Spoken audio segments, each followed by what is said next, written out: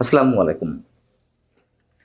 যে কোটার বিরোধিতা থেকে এত এত রক্ত, এত এত প্রাণ, কোটা বিরোধী আন্দোলন থেকে বৈষম্য বিরোধী আন্দোলন, সেখান থেকে সরকারের এক দফা সরকার পতন, এক দফা আন্দোলন, গণ অভ্যুত্থান, তারপরে আবারও সেই কোটা মহা সমারোহে ফিরে এসেছে।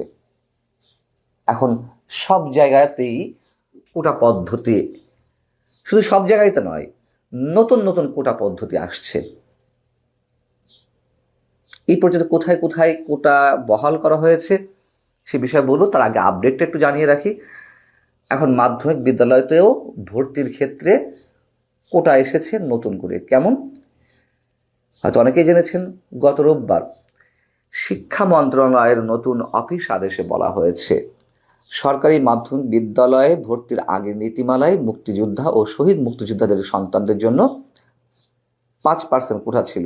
এখন এই 5%-র মধ্যে জুলাই গণ আন্দোলনে যারা আহত এবং নিহত হয়েছেন বা শহীদ হয়েছেন তাদের পরিবারের সদস্যরাও যুক্ত হবেন। অর্থাৎ এখন এককভাবে আর মুক্তিযোদ্ধার পরিবারের সদস্যরা খাই দায় করতে পারবে না। এই খাই দায়ের অংশীদার হবে জুলাই আন্দোলনে আহত এবং নিহতদের পরিবারের সদস্যরা। ভালো কথা। অর্থাৎ মুক্তিযুদ্ধ কোটা আউট হয়ে যাচ্ছে আস্তে আস্তে। এমনিতেই সরকারি চাকরি দিতে সেগুলো তো একেবারে হয়ে গেছে, আর জুলাই কোটা ইন করছে। এবং এর মূলত দুটি উদ্দেশ্য। একটি হচ্ছে এই আন্দোলনের সঙ্গে যারা জড়িত তাদের বিশেষ বিশেষ সহযোগিতা দেওয়া, বিশেষ বিশেষ পুরস্কারে ভূষিত করা, তাতে কোনো আমাদের আপত্তি নেই। তার চেয়েও বড় ভয়ঙ্কর হচ্ছে মুক্তিযোদ্ধা সংক্রান্ত যা কিছু আছে, মুক্তিযুদ্ধ বিষয়ক মন্ত্রণালয়ের অধীনে এইগুলোকে সবকিছুকে ঢুকিয়ে এই গৌরবগুলো আরো সমুজ্জ্বল করে মুক্তিযুদ্ধের ইতিহাসকে ম্লান করা। এটাই তো স্পষ্ট বিষয়। হচ্ছে যে এই 6.5 মাসের মধ্যে কোথায় কোথায় কোটা পদ্ধতি নতুন করে ফিরে এসেছে অথবা নতুন সংযোজিত হয়েছে আপনারা অনেকেই জানেন। তারপরে যদি হিসাবগুলো একটু দিই, এখনো পর্যন্ত যতটুকু আমি জানি তা হচ্ছে, প্রথমেই আমরা জানি যে যখন অন্তর্বর্তী সরকার গঠিত হলো, তার উপদেষ্টা পরিষদে কোটার ভিত্তিতে ছাত্র প্রতিনিধি হিসেবে 3 জনকে অন্তর্ভুক্ত করা হলো। একজন পদত্যাগ করেছেন বিশেষ কারণে, বিশেষ কৌশলের অংশ হিসেবে নাহিদ ইসলাম নতুন দলের আহ্বায়কের পদে গেছেন।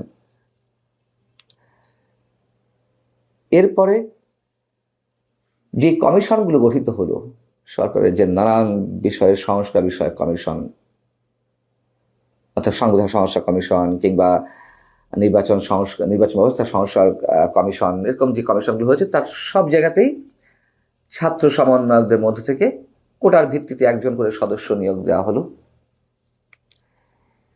এর সাথে গত 27 ফেব্রুয়ারি প্রধান উপদেষ্টার প্রেস সচিব মিস্টার শফিকুল আলম জানালেন, জুলাই অভ্যুত্থানের শহীদ পরিবারের সক্ষম সদস্যরা সরকারি ও আধা সরকারি চাকরিতে অগ্রাধিকার পাবেন। এই অগ্রাধিকারের বিষয়টি তো ছিল মুক্তিযুদ্ধ বা মুক্তিযোদ্ধাদের পরিবারের সদস্যদের ক্ষেত্রে। তাই নিয়েই তো এত তুলকালাম কাণ্ড ঘটে গেল, একটা অভ্যুত্থানের জন্ম হয়ে গেল। সেই জায়গায় আবার নতুন করে বলা হচ্ছে সরকারি এবং আধা সরকারি চাকরিতে জুলাই আন্দোলনের শহীদ এবং আহতদের পরিবারের সদস্যরা অগ্রাধিকার পাবেন। এখন নিহতদের পরিবার বা সরকারের ভাষ্য অনুযায়ী শহীদদের পরিবার এককালীন 30 লাখ টাকা পাবেন, প্রতি মাসে 20,000 টাকা করে পাবেন। আর্থিক সহায়তা পান, সমস্যা নেই। আহতরাও পাবেন।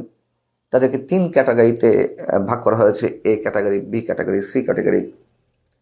সমস্যা নেই তো, তাতেও সমস্যা নেই। কিন্তু এই সব কিছু আবার কোথায় ঢুকানো হয়েছে? মুক্তিযুদ্ধ বিষয়ক মন্ত্রণালয়ের অধীনে। কেন? সমাজ কল্যাণ মন্ত্রণালয়ের অধীনে দিলে কি হতো? কোনো সমস্যা ছিল না? দিতে হবে। এখানে জোর করে আমরা 71-এর উপরে জুলাই অভ্যুত্থানকে নিয়ে যাব, খুব সুকৌশলে সূক্ষ্মভাবে ম্যাটিকুলাস প্ল্যানে 71কে ম্লান করা হবে এ কথাগুলো বলে বলে আসছি, কিন্তু শুনবে না তো, কেউ শোনার কেউ নেই, অথবা খুব আওয়াজ উচ্চারণের মতো কেউ নেই এখন এই মুহূর্তে বাংলাদেশে। এরপর আমরা কি দেখলাম, বা এর আগে স্বরাষ্ট্র উপদেষ্টা জেনারেল জাহাঙ্গীর সাহেব তিনি বললেন যে, তার কথাগুলো এরকম: জুলাই বিপ্লবে বৈষম্য বিরোধী ছাত্র আন্দোলনে অংশ নিয়ে যারা আহত হয়েছে তাদের কর্মসংস্থানের উদ্যোগ নেওয়া হয়েছে। এরই অংশ হিসেবে পুলিশের বিভিন্ন ইউনিটে প্রথম পর্যায়ে 100 জনকে চাকরি দেওয়া হবে।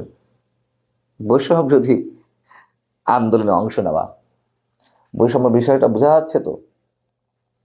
এখন আর কেউ কোটার বিরুদ্ধে আওয়াজ তুলবে না, এখন আর কোটার বিরুদ্ধে কেউ সংগ্রাম করবে না, বিপ্লব করবে না, করবে না নিশ্চিতভাবে, আমরা জানি। মানুষ প্রতিবাদ মুখর হয়ে উঠছে, ভিতরে ভিতরে বিক্ষোভগুলো জ্বলছে, যেরকম ভাবে বিক্ষোভের দানা বেঁধেছিল শেখ হাসিনা সরকারের বিরুদ্ধে, আওয়ামী লীগ সরকারের বিরুদ্ধে। এই বিক্ষোভগুলো কিন্তু এমনিতে দমে যাবে না, এইগুলো কিন্তু তুষের আগুনের মতন ভিতরে ভিতরে জ্বলছে, এটা আমরা সবাই বুঝতে পারছি না। এবং প্রতিবাদের প্রথম উচ্চারণ আমরা দেখলাম, কেউ কেউ বিক্ষুব্ধ হয়ে বলেছেন, এখন এসে গত মঙ্গলবার বা সোমবারই গণ অধিকার পরিষদের ছাত্র সংগঠন ছাত্র অধিকার পরিষদ তারা একটা প্রেস কনফারেন্স করেছে, যখন মাধ্যমিক বিদ্যালয়ে কোটা পদ্ধতিতে জুলাই আন্দোলনে যারা নিহত শহীদ হয়েছেন বা আহত হয়েছেন তাদের পরিবারের সদস্যদের সুবিধার ক্ষেত্রে যে বিষয়টা উল্লেখ করা হলো, সেখানে ছাত্র অধিকার পরিষদ বলছে সংবাদ সম্মেলন করে, অন্তর্বর্তী সরকারের নানামুখী ব্যর্থতা থাকতেই সরকারি মাধ্যমিক বিদ্যালয়ে ভর্তির জন্য 5% কোটার ব্যবস্থা বা এটির অবতারণা করা হয়েছে। তারা বলছে এই সংবাদ সম্মেলনে, বর্তমান পরিস্থিতিতে মানুষের নিরাপত্তা দিতে ব্যর্থ হওয়া, দ্রব্যমূল্যের ঊর্ধ্বগতি রোধ করতে না পারা, জুলাই অভ্যুত্থানের শহীদদের তালিকা প্রকাশ করতে না পারা ও আহতদের চিকিৎসা নিশ্চিত করতে না পারা সহ অনেক ব্যর্থতা রয়েছে অন্তর্বর্তী সরকার, এবং এগুলোই আড়াল করতে নতুন নতুন এই ব্যবস্থাগুলো নেওয়া হচ্ছে। না, আমি এটির সঙ্গে একমত নই। শুধুমাত্র এই ব্যর্থতাগুলো আড়াল করতেই এই ব্যবস্থাগুলো নেওয়া হচ্ছে না, এটা খুব সুকৌশলে নেওয়া হচ্ছে। কেন নেওয়া হচ্ছে এর আগেও বলেছি, এবং সরকার টিকে আছে এই আবেগকে পুঁজি করে, যেমন আওয়ামী লীগ ব্যবসা করেছিল মুক্তিযুদ্ধের চেতনাকে ঘিরে। মুক্তিযুদ্ধ তাও তো অনেক বড় একটি বিষয়, নিঃসন্দেহে জুলাই অভ্যুত্থানকে আমরা ছোট করতে চাই না, কিন্তু তাই বলে মুক্তিযুদ্ধের সঙ্গে জুলাই অভ্যুত্থানকে তুলনা করা এটা ধৃষ্টতা। যাই হোক, আওয়ামী লীগ ব্যবসা করেছিল, পুঁজি করেছিল মুক্তিযুদ্ধকে। এই সরকারও এখন এই জুলাই অভ্যুত্থানকে ব্যবসার পুঁজি করে, অথবা সরকারের টিকে থাকতে এই আবেগকে তারা পুঁজি করছে, ছাত্রদেরকে হাতে রাখছে, স্পষ্ট কথা।